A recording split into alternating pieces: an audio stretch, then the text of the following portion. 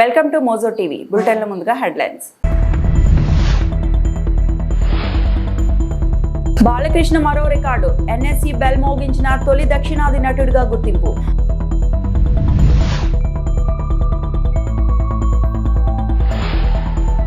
ఏపీలో అభివృద్ధిని చంద్రబాబు పరుగులు తీయిస్తున్నారు. తెలంగాణ మాజీ మంత్రి మల్లారెడ్డి.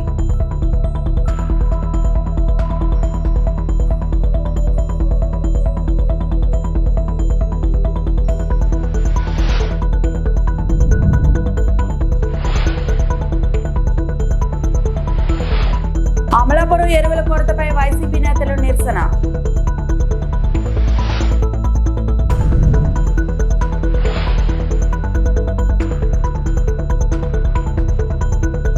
ప్రముఖ సినీ నటుడు నందమూరి బాలకృష్ణ ఖాతాలో మరో రికార్డు చేరింది. ముంబైలో నేషనల్ స్టాక్ ఎక్స్చేంజ్ బెల్ ను మోగించిన తొలి దక్షిణాది నటుడిగా నిలిచారు. అధికారుల ఆహ్వానం మేరకు ఎన్ఎస్సిని బాలకృష్ణ సందర్శించారు.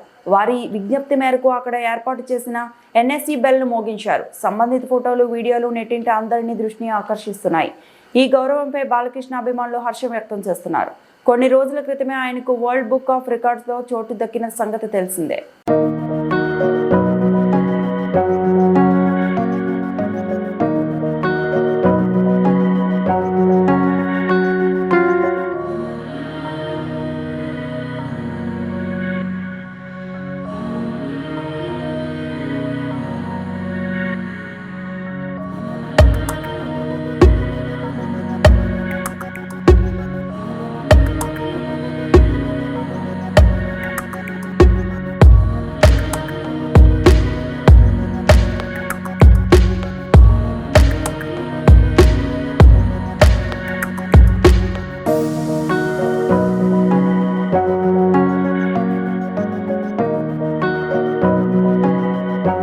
ఏపీని సీఎం బాగా అభివృద్ధి చేస్తున్నారని తెలంగాణ మాజీ మంత్రి ఎమ్మెల్యే మల్లారెడ్డి అన్నారు. ఏపీకి ప్రధాని మోదీ లక్షల కోట్లు కేటాయిస్తున్నారని చెప్పారు. అభివృద్ధిని చంద్రబాబు పరుగులు తీయిస్తున్నారన్నారు. మంగళవారం ఉదయం తిరుమల శ్రీవారిని ఆయన దర్శించుకున్నారు. ఈ సందర్భంగా మీడియాతో మల్లారెడ్డి మాట్లాడారు.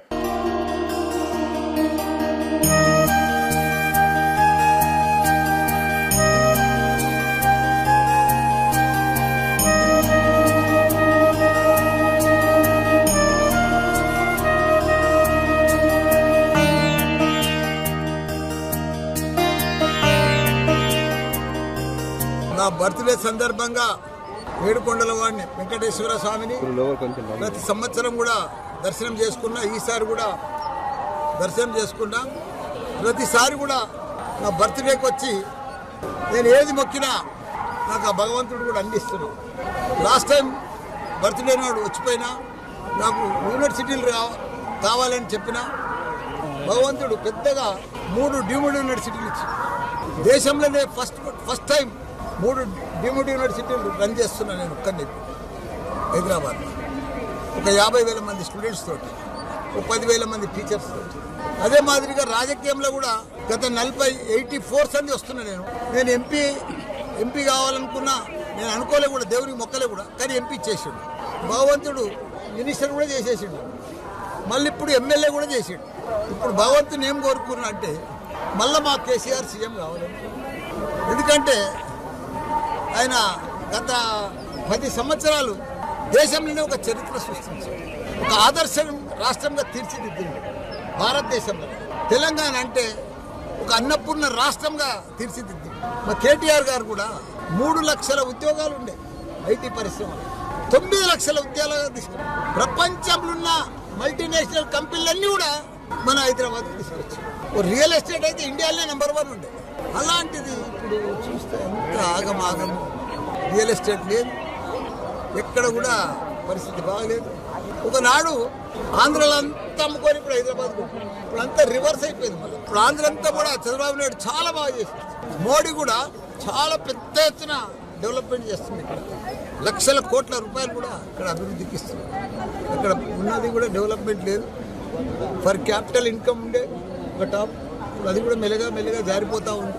కాబట్టి అందుకే మళ్ళీ మా కేసీఆర్ వస్తే పాత రోజులు వస్తాయని. చిరంజీవి పవన్ కళ్యాణ్తో తన తల్లి కనకరత్నానికి ఉన్న అనుబంధాన్ని నిర్మాత అల్లు అరవింద్ గుర్తు చేసుకున్నారు. వృద్ధాప్య సమస్యలతో అల్లు కనకరత్నమ్మ ఇటీవల మరణించిన విషయం తెలిసిందే. ఆమె దశదిన కర్మను సోమవారం నిర్వహించారు. ఈ సందర్భంగా నిర్వహించిన ప్రెస్ మీట్ లో అరవింద్ పలు ఆసక్తికర విషయాలు పంచుకున్నారు. పవన్ కళ్యాణ్ సినిమాల్లోకి రావాలని ప్రోత్సహించిన వారిలో అమ్మ కూడా ఒకరు. కళ్యాణ్ చక్కగా ఉన్నాడు, తనతో ఒక సినిమా చేయాలి కదరా అని నాతో అనేవారు. చిరంజీవి అంటే మా అమ్మకి చాలా ఇష్టం. వారిద్దరూ ఎప్పుడూ కలిసినా ఒకరికొకరు ఆత్మీయంగా పలకరించుకునేవారు. ఒకసారి అమ్మ సీరియస్గా ఉన్నప్పుడు చిరంజీవి వచ్చారు. అప్పుడు తను మాట్లాడలేని పరిస్థితిలో ఉంది. అయినా కళ్ళు తెరిచి చిరంజీవితో ఏదో చెప్పాలని ప్రయత్నించింది అని అల్లు అరవింద్ తెలిపారు. కళ్యాణ్ బాబుకి ఆమెతో ఉన్న ఒక సంబంధం చెప్పాలి. ముందు కళ్యాణ్ బాబు గారి గురించి చెప్తాను. కళ్యాణ్ బాబు సినిమా యాక్టర్గా కాకముందు మామూలుగా ఖాళీగా ఉంటున్న రోజుల్లో ఆమె కళ్యాణ్ బాబుని కళ్యాణి అని పిలిచేది. బాబు కళ్యాణి చక్కగా ఉన్నావు, నువ్వు సినిమాల్లో చేయొచ్చు కదా అంటే నాకు ఇబ్బంది అండి, నాకు సిగ్గండి ఏదో చెప్పేవాడు. కాదు నాయన, నువ్వు సినిమాల్లో చేయాలి కళ్యాణ్. ఇది కళ్యాణ్ బాబు గారు కూడా ఒక స్పీచ్లో చెప్పారు. అది మీ అందరి దగ్గర ఉండే ఉంటుంది. ఆయన సినిమాల్లో చేయాలని చాలా ఎంకరేజ్ చేస్తూ నన్ను కూడా ఎరా చక్కగా ఉన్నాడు, కళ్యాణ్ని పెట్టు సినిమా చేయాలి కదరా అని ఇట్లాగా కళ్యాణ్ని ఎంకరేజ్ చేసిన తొలి ఎంకరేజ్మెంట్లో ఆవిడ. చిరంజీవి గారు ఎంతటి పెద్ద స్టార్ అయినా, ఎంత మెగాస్టార్ అయినా కుటుంబ సభ్యుల దగ్గర ఆయన ఎట్లా ఉంటారో మీ అందరికీ తెలియంది కాదు, కొత్త కాదు. ఒక రోజున అంటే few months back, 2-3 months back నేను రోజు ఆమెను చూడడం, ఆమెను పలకరించడం, ఆమె రెస్పాన్స్ తక్కువగా ఉన్న రోజున నేను చేతిలో చేయబెట్టి అమ్మ నన్ను గుర్తుపడితే ఒకసారి నొక్కు అంటే నొక్కేవాళ్ళు. అంటే నన్ను గుర్తుపట్టింది అనమాట, నోటితో చెప్పలేక. అట్లాగా మేము అది అలవాటు చేసుకున్నాను. తర్వాత ఒకసారి బాగా సీరియస్గా ఉన్నప్పుడు చిరంజీవి గారు వచ్చారు. అమ్మ చిరంజీవి గారు వచ్చారు అని చెప్పి అమ్మ నేను చిరంజీవిని అని అంటే ఆమె కళ్ళు తెరిచి ఏదో చెప్పడానికి ప్రయత్నించింది ఆమె ఆతృతతోటి. అంటే చిరంజీవి గారు అంటే అంత ఇష్టం ఆవిడికి. ఎప్పుడు వాళ్ళిద్దరూ ఒకళ్ళని చూస్తే ఒకళ్ళు గట్టిగా కావలించుకొని పట్టుకుంటారు. మా తల్లిని అంత ప్రేమగా చూసుకున్నారు చిరంజీవి గారు. వాళ్ళిద్దరికీ అటువంటి సంబంధం ఉంది అని చెప్పి చెప్పడానికి. ఇలాగ ప్రతి ఒక్క ఫ్యామిలీ మెంబర్స్ గురించి మనవలు పైకి వస్తున్నప్పుడు ఆవిడ చెప్పిన మాటలు కానీ ఇవన్నీ సుదీర్ఘం అయిపోతుందని చెప్పట్లేదు.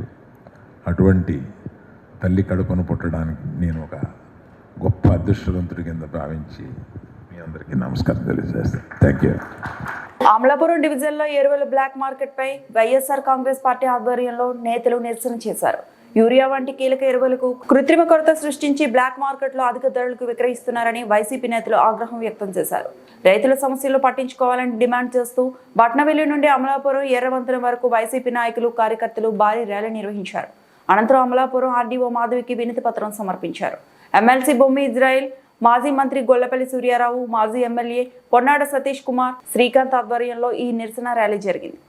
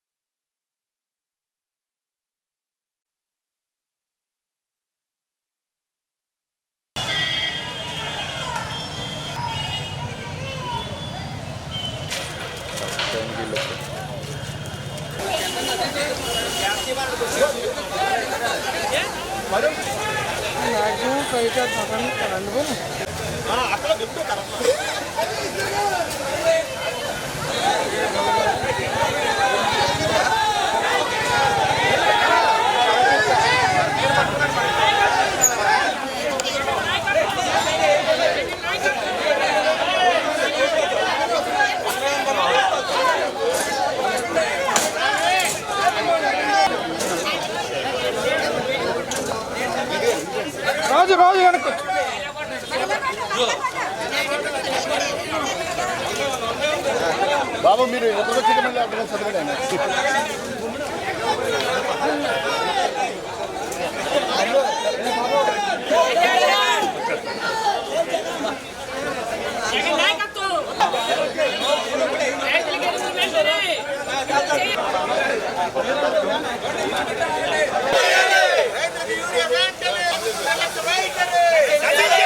రైతుల పట్ల ప్రభుత్వం నిర్లక్ష్య వైఖరి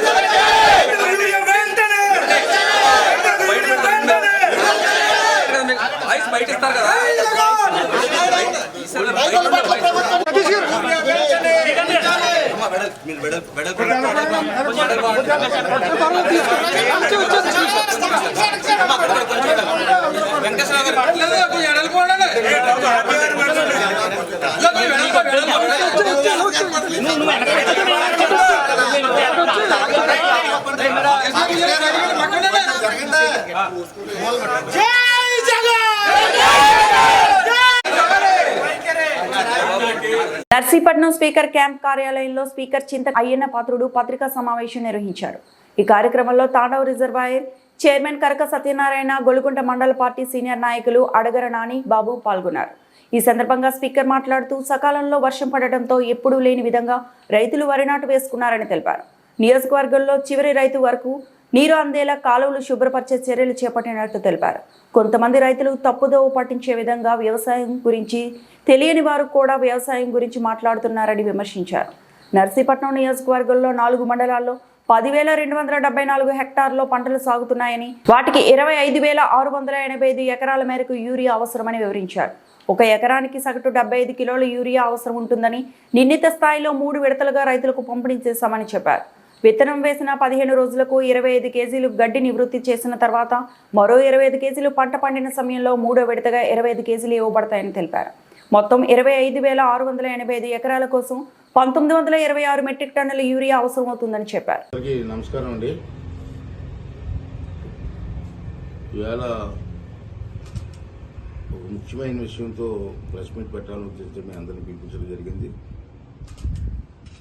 ఈవేళ రైతులకి మంచి సీజన్ మీ అందరికీ తెలుసు. సమయంలో వర్షాలు పడ్డాయి. ఎప్పుడూ లేని విధంగా రైతులు హ్యాపీగా వరి నాట్లు వేసుకున్నారు.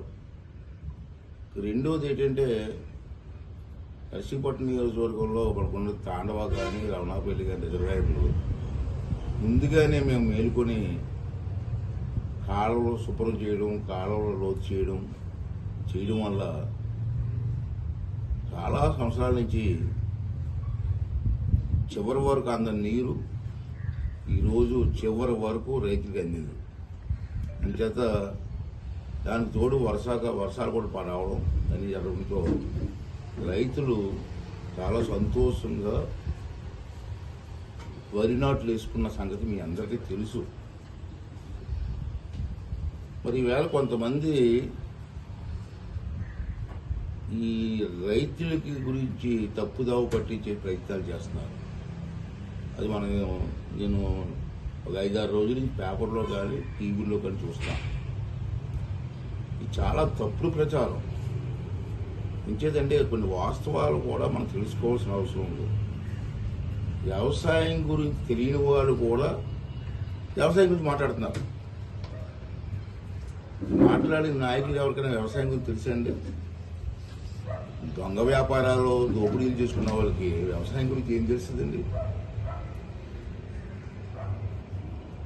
చాలా తప్పు చేస్తున్నారు ఇవాళ. కొన్ని వాస్తవాలు మీకు చెప్పవలసిన అవసరం ఉంది. ఇవాళ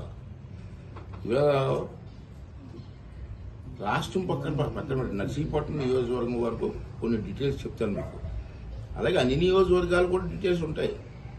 నేను నర్సీపట్నం ఎమ్మెల్యేగా ప్రస్తుతం ఉన్నాను కాబట్టి నర్సీపట్నం వరకు మనం మాట్లాడుకుందాం.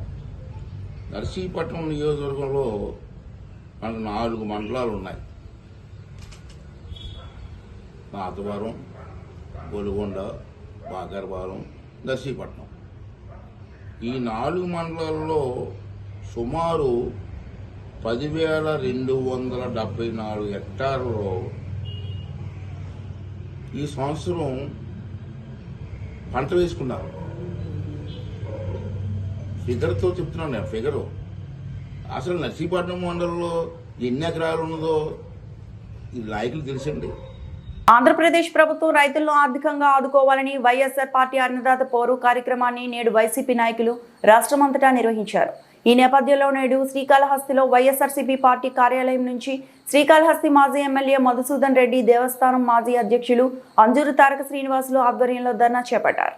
ఈ ధర్నా కార్యక్రమానికి ముఖ్య అతిథిగా ఉమ్మడి చిత్తూరు జిల్లా వైఎస్ఆర్ కాంగ్రెస్ పార్టీ అధ్యక్షులు కరుణాకర్ రెడ్డి పాల్గొన్నారు. శ్రీకాళహస్తిలో వైఎస్ఆర్సీపీ పార్టీ కార్యాలయం నుంచి ఆర్డీఓ కార్యాలయం వరకు ర్యాలీగా తరలివచ్చి రైతుల సమస్యలు పరిష్కారం దిశగా యూరియాను రైతన్నలకు అందజేయాలని ఆర్డీఓ కార్యాలయంలో అధికారులకు వినతి పత్రం అందజేశారు.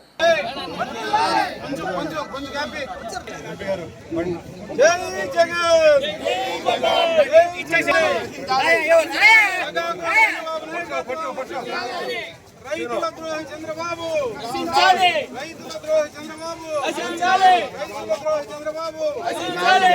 రైతు సార్ మనం కూడా వెనక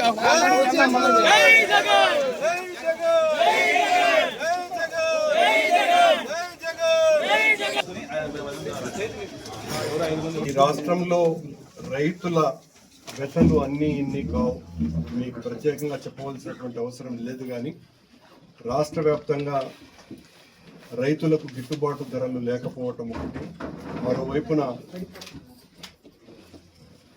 వ్యవసాయానికి అత్యంత ముఖ్యమైన యూరియా ఇతర ఎరువులు దొరకటంలో ప్రభుత్వం తన విధానాల వలన పూర్తిగా వైఫల్యం చెందిన కారణంగా యూరియా పెద్ద ఎత్తున దళారీల చేతుల్లోకి వెళ్ళి ప్రభుత్వ యూరియా కూడా, ప్రభుత్వం సరఫరా చేయాల్సినటువంటి యూరియా కూడా దళారుల చేతుల్లోకి వెళ్ళి 250 రూపాయలకు మించి దాదాపు 400 రూపాయల మేర యూరియా అదనంగా బ్లాక్ మార్కెట్లో కొనుక్కునేటువంటి పరిస్థితి దాపురించింది. ప్రతిరోజు కూడా ఏ నియోజకవర్గంలోనైనా రైతాంగం అంతా కూడా తీరని వ్యతలు పడుతున్నారోనని పెద్ద ఎత్తున విమర్శలు వస్తున్నా కూడా ప్రభుత్వం దీని మీద ఏమాత్రము శ్రద్ధ చూపించకుండా రైతుల పక్షాన పోరాడేటువంటి వాళ్లను, క్యూలల్లో ఉండేటువంటి రైతుల మీద ప్రభుత్వం తన దమన నీతిని ప్రయోగించటం అన్నది తీవ్రమైన అభ్యంతరకర విషయం. ఈ రోజున మా పార్టీ, మా నాయకుడు పూర్వ ముఖ్యమంత్రి జగన్మోహన్ రెడ్డి గారి నాయకత్వంలో రైతులు పడుతున్నటువంటి వ్యతలని, ఆవేదనని, వాళ్ళ బాధని, వాళ్ళ ఆర్తిని మీ ద్వారా ప్రభుత్వానికి తెలియజెప్పాలన్నటువంటి ఉద్దేశంతో మొత్తం అన్ని వర్గాల ప్రజలు కలిసి రావటం జరిగింది. మీరు దయించి పెద్ద ఎత్తున ఈ రకంగా తరలి వచ్చినారు. యూరియా ప్రభుత్వం చెబుతున్నది అందుబాటులో కావలసినంత ఉంది అని చెప్పినప్పటికీ కూడా వాస్తవ పరిస్థితి అది కాదు. అలాగే రైతులకు గిట్టుబాటు ధరలు లేవు అన్న రైతాంగం అంతా కూడా తీవ్రమైనటువంటి బాధలు పడుతున్నారు అన్నటువంటి విషయాన్ని మీ ద్వారా మరొక మారు గట్టిగా మేము చెబుతూ దీన్ని ప్రభుత్వం దృష్టికి తీసుకువెళ్ళవలసిందిగా కోరుతున్నాం.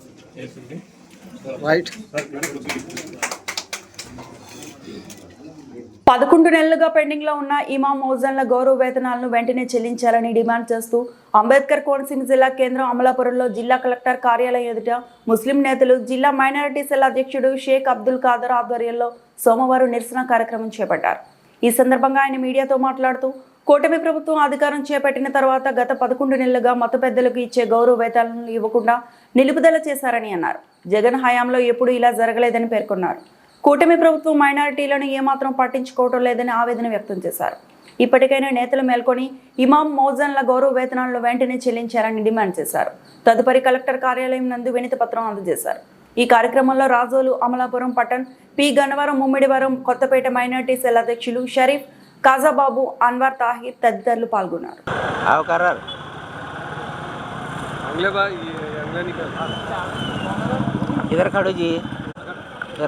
లైన్ అగలదీస్తా.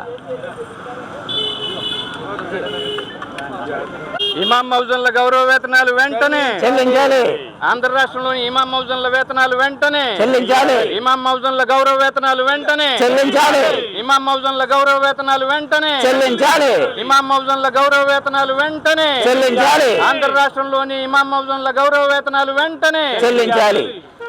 రాష్ట్ర వ్యాప్తంగా మైనార్టీలు ధర్నా కార్యక్రమాలు, అలాగే జిల్లా హెడ్ క్వార్టర్స్లో కలెక్టర్ గారికి ఇమాం మౌజన్ల మీద, వారి గౌరవ వేతనాల మీద రిప్రజెంటేషన్ ఇమ్మన్న కారణంగా మేము వచ్చి సదరు గౌరవనీయులైన కలెక్టర్ గారికి వినతి పత్రం సమర్పించాం. సోదరులారా, ఏంటంటే సమస్య, కూటమి ప్రభుత్వం అధికారంలో చేపట్టిన తర్వాత 11 నెలల నుంచి పాపం వాళ్ళు ఇమాములు మౌజన్లకి అంటే మసీదులకి ఖిద్మత్ చేయడం అంటారు. ఖిద్మత్ చేసే వాళ్ళకి మత గురువులు వాళ్ళకి పాపం ఏమీ లేని వాళ్ళకి గౌరవ వేతనం ఇచ్చి జగన్మోహన్ రెడ్డి గారు ఒక్క నయా పైసా కూడా బకాయికి లేకుండా ఇచ్చి వెళ్ళారు.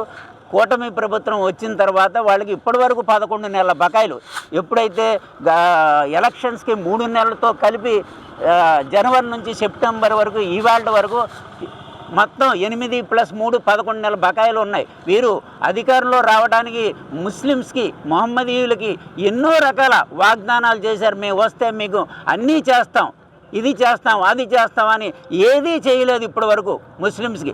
ఆ రోజు రాజశేఖర్ రెడ్డి గారు 4% రిజర్వేషన్స్ ఇచ్చి మైనార్టీలను గుర్తించి వారి ఆర్థిక సామాజిక రంగాల్లో వారు పురోభివృద్ధికి పాటుపడ్డారు. ఆ రోజుల్లో 13,000 మంది ముస్లిం విద్యార్థులు MBBS అయితే MBA అయితే ఇంజనీరింగ్ అయితే ఎంతోమంది చదువుకున్నారు, చేయూతనిచ్చారు. అలాగే జగన్మోహన్ రెడ్డి గారు వచ్చిన తర్వాత ప్రతి విద్యార్థికి ప్రతి ఆడపడుచుకి ముస్లిం ఆడపడుచులకి రకరకాల సౌకర్యాలు కలుగజేసి అమ్మ ఒడిలో కానీ విద్యా దీవెనలో కానీ వీళ్ళ పట్టాల్లో కానీ మొత్తం వారు అన్ని పథకాల్లో కలిపి మైనార్టీలకి ఏకంగా 26,000 కోట్లు వారు దిగే నాటికి మైనార్టీలు ఖర్చు చేసిన ఘనత జగన్మోహన్ రెడ్డి గారిది.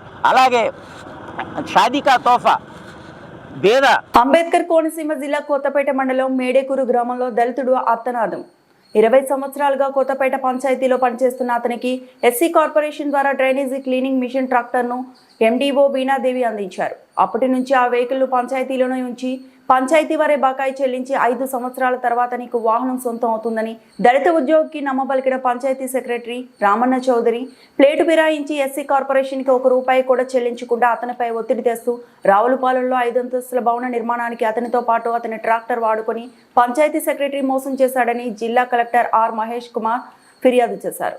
ఎస్సీ కార్పొరేషన్ లోన్ బకాయి చెల్లించాలని తనపై తీవ్ర ఒత్తిడి చేస్తున్నారని, వేధింపులు తాళలేక జిల్లా ఎస్పీకి కలెక్టర్కు ఫిర్యాదు చేశారని బాధితులు చెప్తున్నాడు. మాది కొత్తపేట మండలం అండి, మూడేకూరు శివారు అంతేవరపేట అండి. గ్రామ కాపస్టుని ఎస్సీ మాల తొలస్తుండండి. నేను కొత్తపేట పంచాయతీలో 20 సంవత్సరాల నుంచి చేస్తున్నానండి. 10 సంవత్సరాల కిందట అది ఈనాదేవి గారు MDO గారు ఈనాదేవి గారు నాకు ఎస్సీ కార్పొరేషన్ మండలం తరపుని డ్రైన్ క్లీనింగ్ మిషన్ ట్రాక్టర్ ఇచ్చారండి. ట్రాక్టర్ ఇస్తే ఆవిడ అన్నదండి, పంచాయతీలో నువ్వు చేతనావు కదా, పంచాయతీలోనే ఉంచితే ఒక 5 సంవత్సరాలు బాకీ వాళ్ళే కట్టేసుకుంటారు, 5 సంవత్సరాలు పోయినాక నీకు బండి అందులోనే ఉంచుకుంటే నీకు బండి లబ్ధి నెలకింతనే ఇస్తారు అని చెప్పిన ప్రకారంలో నేను బండి మా కొత్తపేట పంచాయతీలోనే ఇంతవరకు వదిలేశానండి.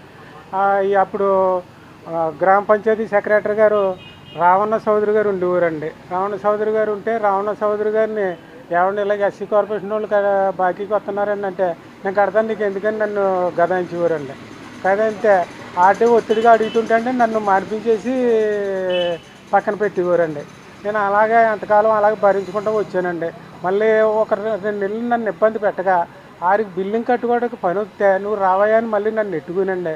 అపార్ట్మెంట్ రావులపాలెంని 5 స్టేర్ల అపార్ట్మెంట్ నా చేత మా 4 చేత టాటర్లు అన్నీ కూడా 6 అక్కడ పని చేయించుకుని మమ్మల్ని ఏదైనా అడిగితే ఇబ్బంది పెట్టేటువంటి ఎస్సీ కార్పొరేషన్కి ఇంతవరకు ₹1 చెల్లించలేదండి. ఎస్సీ కార్పొరేషన్ వాళ్ళు వచ్చిందండి, నువ్వు అప్పు కట్టాలని నన్ను వేధించేస్తున్నారండి. 13,20,000 కట్టాలండి. పంచాయతీ చూస్తేనే పంచాయతీ బండి తిప్పుకుంటుందండి. పంచాయతీ వాళ్ళు అడిగితే మాకు సంబంధం లేదని సెక్రటరీ గారు అది అంటున్నారండి. నాకు న్యాయం చేయకుండా ఎస్పీ గారికి పెట్టానండి, కలెక్టర్ గారికి అప్పుడు ఇది 4వసారి పెట్టానండి, MDO గారికి పెట్టానండి, DPO గారు పెట్టానండి. నాకు న్యాయం చేకూర్చాలని నాకు ఏ న్యాయం జరుగుతలేదు. నాకు న్యాయం చేకూర్చి నాకు ఆ అప్పు కట్టి. నర్సీపట్నం మున్సిపాలిటీ పాత బస్టాండ్ సమీపంలో మంగళవారం తెల్లవారుజామున ఒక పురాతన భవనం కూలిపోయింది. ఆ సమయంలో భవనంలో ఎవరూ లేకపోవడంతో ప్రమాదం తప్పింది. సమాచారం అందుకున్న పోలీసులు ఘటనా స్థలానికి చేరుకొని చర్యలు చేపట్టారు. మున్సిపల్ సిబ్బందితో కలిసి భవనాల శకలాలను తొలగించే ప్రక్రియ మొదలుపెట్టారు.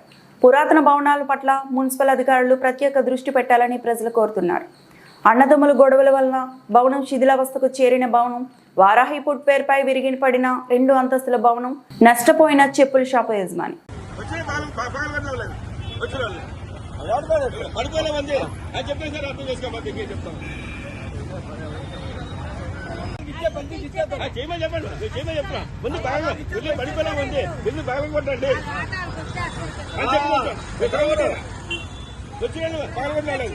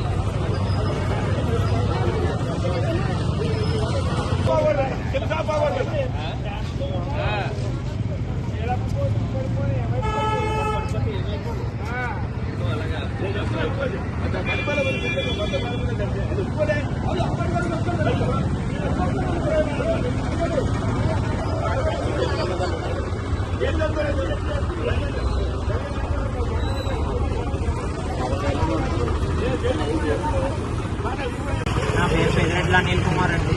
ఇక్కడ మాది పక్కన రేకుల షెడ్డును ఇది కన్స్ట్రక్షన్ చేస్తున్నామండి. నేను పొద్దున్న రాబోతుకి బిల్డింగ్ పడిపోయి ఉన్నదండి. తెల్లవారుజామున పడిపోయింది 3:30కి. మేము ఎన్నోసార్లు పక్కన చెప్పామండి, అది కన్స్ట్రక్షన్ చేస్తున్నాము, పాత బిల్డింగ్ మా రేకుల షెడ్ మేము పడిపోతుంది, మీరు అది పడగొట్టండి అంటే చాలాసార్లు నిర్లక్ష్యంగా ఉండి కూడా అది 5గురు వాటా అండి. అన్నదమ్ముల వాటా వల్ల వాళ్ళు కొంచెం నిర్లక్ష్యంగా ఉండి మాకు ఇప్పుడు ఆ రేకుల షెడ్ అంతా మొత్తం పాడైపోయిందండి. దానివల్ల మాకు 30 లక్షల వరకు లాస్ వచ్చిందండి. ఆ షెడ్లో మా ఊరి చెప్పుల షాప్ అండి. చెప్పులు అవి ఉంటాయండి. మేము సుమారు 30 లక్షల వాల్యూ తాలూకా మెటీరియల్ అంతా పోయిందండి. మొన్నే దసరా అని చెప్పి మేము మెటీరియల్ అవి ఎంచుకున్నామండి. ఆ మెటీరియల్ అంతా లాస్ పోయిందండి. మొత్తం షెడ్ అంతా పాడైపోయింది. కొద్దిగా అదేదో మాకు న్యాయం చేయవలసిందిగా కోరుకుంటున్నాం.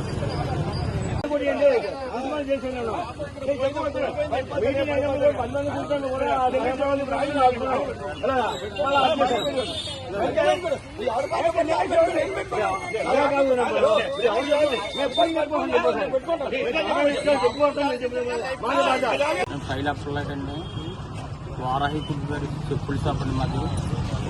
స్థలం రెంట్కి తీసుకొని మేమే దిగ్గొట్టించుకొని మేమే పెట్టుబడి పెట్టుకొని చెప్పుల షాప్ పెట్టుకున్నామండి. పక్క బిల్డింగ్ వాళ్ళు సగం కట్టేసి వదిలేసి అడ్డాన్ని వదిలేశారండి. వదిలేస్తే అది ఈ రేకుల షెడ్ మీద పడిపోయి శుభ్రం కూలిపోయిందండి. మాకు చాలా నష్టం జరిగిందండి. పెట్టుబడి పెట్టుకున్నాం, దసరా సందర్భంగా కాకులు తెచ్చుకున్నాం, 30 లక్షల వరకు లాస్ పోతున్నామండి.